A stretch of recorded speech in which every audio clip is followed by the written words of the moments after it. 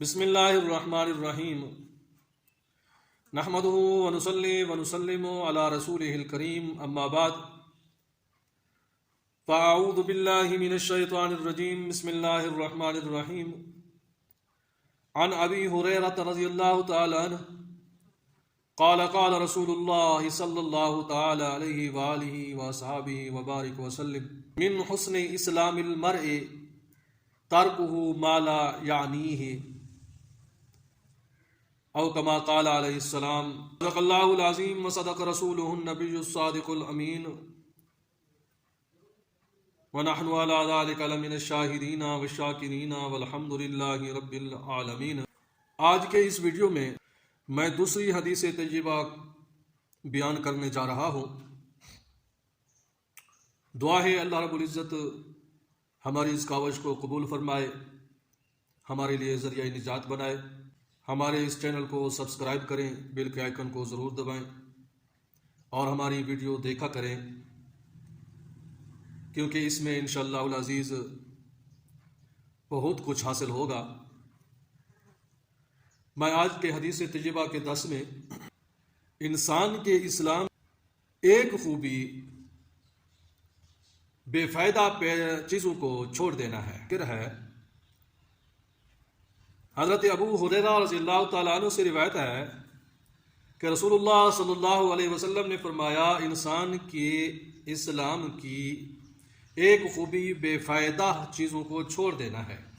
مذکورہ حدیث ان اہم ترین 5 حدیثوں میں سے ایک ہے جن کو امام ابو حنیفہ رحمہ اللہ تعالیٰ نے 5 لاکھ احادیث میں سے منتخب فرما کر اپنے بیٹے حضرت حماد کو خاص طور پر اس پر عمل کرنے کی وصیت فرمائی تھی۔ یہی بات امام ابو داؤد رحمہ اللہ نے بیان فرمائی ہے۔ چنانچہ انہوں نے فرمایا کہ میں نے 5 لاکھ احادیث میں سے 4800 احادیث سے ابو داؤد شریف کو مرتب کیا ہے۔ پھر ان 4800 احادیث کا خلاصہ 4 حدیثیں ہیں، ان میں یہ حدیث بھی شامل ہے۔ بعض علماء نے فرمایا ہے کہ پورے دین کا 1/4 حصہ نبی کریم صلی اللہ علیہ وسلم نے اس حدیث کے اندر جمع فرما دیا ہے، بلکہ بعض علماء نے آگے پڑھ کر یہاں تک فرما دیا ہے کہ یہ حدیث نصف علم ہے، یعنی آدھا دین یہ حدیث ہے اور باقی آدھا دین دوسری تمام حدیثیں ہیں۔ جس نے اس حدیث کو سمجھ لیا اور سمجھ کر اس پر عمل کر لیا تو اس کا تقریباً آدھے دین پر عمل ہو گیا۔ بہرحال مذکورہ حدیث بہت ہی اہم ترین حدیث ہے۔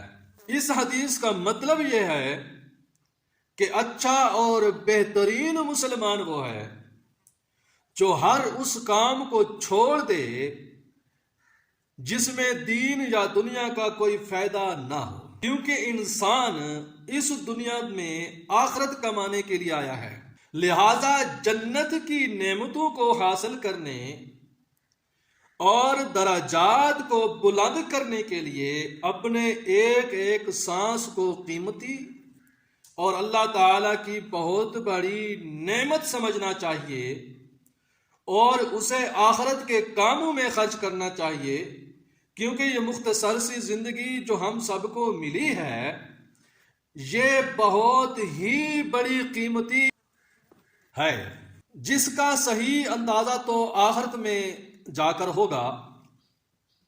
لیکن آج بھی اگر ہم غور کریں تو ہمیں کافی حد تک یہ بات سمجھ میں آ جائے گی کہ یہ لمحات زندگی بہت قیمتی ہیں۔ چنانچہ جناب رسول اللہ صلی اللہ علیہ وسلم ایک مرتبہ ایک قبر کے پاس سے گزرے تو آپ صلی اللہ علیہ وآلہ وصحبہ وبارک وسلم نے صحابہ کرام سے ارشاد فرمایا کہ یہ میت جو اس قبر کے اندر ہے وہ یہ حسرت اور تمنا کر رہی ہے کہ کاش مجھے زندگی کے 2 منٹ اور مل جاتے تو میں 2 رکعت نفل نماز اور پڑھ لیتا۔ اس کے بعد فرمایا کہ اس کے نزدیک 2 رکعت نماز نفل پڑھ لینا دنیا و ما فیہا سے بہتر ہے، یعنی دنیا میں جتنی بھی نعمتیں ہیں اس کے نزدیک یہ 2 رکعتیں ان تمام نعمتوں سے افضل اور بہتر ہیں۔ اس لیے تمنا کر رہا ہے کہ کاش مجھے 2 منٹ زندگی اور مل جاتے تو میں 2 رکعتیں پڑھ لیتا، اور تم ان 2 رکعتوں کو معمولی سمجھتے ہو، مگر اس مرنے والے سے پوچھو کہ وہ 2 رکعتیں کتنی قیمتی ہیں۔ مقصد یہ ہے کہ مرنے کے بعد انسان کے عمل کا سلسلہ منقطع ہو جاتا ہے۔ اگر وہ 2 رکعت بھی پڑھنا چاہے تو نہیں پڑھ سکتا، مگر آج ہمیں اللہ تعالیٰ نے فرصت دے رکھی ہے، وقت دیا ہوا ہے، مہلت دی ہوئی ہے۔ ہم 2 رکعت کی بجائے اگر 100 رکعت بھی پڑھنا چاہیں تو اللہ کے فضل سے پڑھ سکتے ہیں۔ اگر مرنے کے بعد 2 رکعت کی تمنا خواہش بھی پوری نہیں کر سکیں گے، لہٰذا ہمیں اچھی طرح اس بات کو ذہن نشین کر لینا چاہیے کہ یہ زندگی اور اس کے لمحات بہت ہی قیمتی ہیں۔ ایک چھوٹا سا کتابچہ ہے جس کا نام ہے درود و سلام کا مجموعہ۔ یہ کتابچہ علامہ مختوم محمد ہاشم سندھی کے رسالہ ذریعۃ الوصول الی جناب الرسول سے ماخوذ ہے۔ اس کتابچے میں ذکر کردہ ہر درود شریف کی سندی حیثیت ذریعۃ الوصول میں بالتفصیل مذکور ہے۔ اس میں ایک چھوٹا سا درود شریف لکھا ہوا ہے، اللہم صلی علی محمد افضل صلوات۔ اس کی فضیلت یہ بیان کی گئی ہے کہ 1 مرتبہ یہ درود پڑھنا 10,000 مرتبہ درود شریف پڑھنے کے برابر ہے۔ اب اگر کوئی شخص روزانہ ہر نماز کے بعد 10 مرتبہ اس کے پڑھنے کا معمول بنا لے تو روزانہ 5 لاکھ مرتبہ درود شریف پڑھنے کا اجر و ثواب حاصل ہو جائے گا۔ اس طرح حدیث میں ہے کہ لا الہ الا اللہ وحدہ لا شریک لہ احدا صمدا لم یلد ولم یولد ولم یکن لہ کفوا احد۔ یہ کلمہ اگر کوئی 1 مرتبہ پڑھے تو اس کو 20 لاکھ نیکیاں ملتی ہیں۔ اس کا مطلب یہ ہوا کہ اگر کوئی شخص ہر نماز کے بعد 1 مرتبہ بھی پڑھنے کا معمول بنا لے تو روزانہ وہ صرف اس کلمے کی برکت سے 1 کروڑ نیکیاں کما سکتا ہے۔ مذکورہ چھوٹے چھوٹے وظائف اور ان پر ملنے والے عظیم و عظیم اجر و ثواب کو سامنے رکھ کر ہم بخوبی یہ اندازہ کر سکتے ہیں کہ ہماری زندگی کتنی قیمتی ہے اور اس میں ہم آخرت کے لیے کیا کیا کر رہ سکتے ہیں۔ لیکن آج ہم غفلت میں پڑے ہوئے ہیں اور لایانی کاموں میں اپنا وقت ضائع کر رہے ہیں۔ جو حدیث شروع میں ذکر کی گئی ہے اس کی روح سے مسلمانوں کی صرف یہی ذمہ داری نہیں ہے کہ وہ گناہوں سے بچے، بلکہ گناہوں کے ساتھ ساتھ فضول اور بیکار کاموں سے بچنا بھی ضروری ہے۔ فضول کام اور فضول بات وہ کہلاتی ہیں جس میں دین و دنیا کا فائدہ نہ ہو، کیونکہ فضول بات اور کام سے اگر گناہ نہ بھی ہو تو کیا یہ نقصان کم ہے کہ اتنی دیر میں آخرت کی جو کمائی ہو سکتی تھی اس سے بندہ محروم ہو جائے۔ آج